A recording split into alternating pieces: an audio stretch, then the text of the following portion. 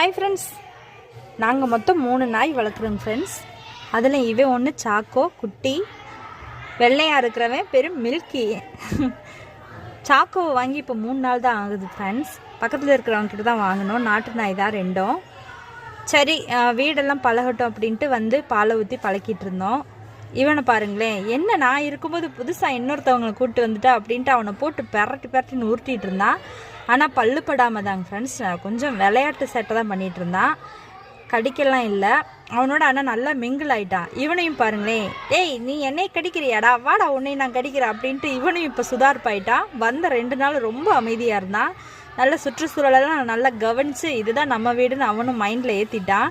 இப்போ பாருங்களேன், ஏய் போடா உன்னோட விளையாண்டுலாம் டயர்ட் ஆகுது, நான் போய் கொஞ்சம் நேரம் பாலை குடிக்கிறேன் அப்படின்ட்டு நான் பாலை குடிச்ச தட்டையே திரும்ப நக்கிட்டு இருந்தான். இவன் போய் என்னடா பண்ணுற, வாடா வாடான்னு காலை பிடிச்சி இழுத்துட்டு இருந்தான்.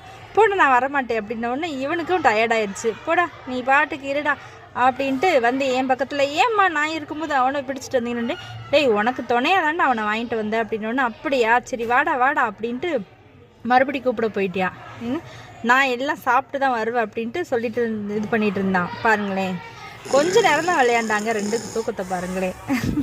இவன் என் மேலே ஏறி படுத்துக்கிட்டியா, குட்டி தானே கொஞ்ச நாள் கொஞ்சலாம் அப்படின்ட்டு நானும் போட்டு தடவிட்டு இருந்தேங்க.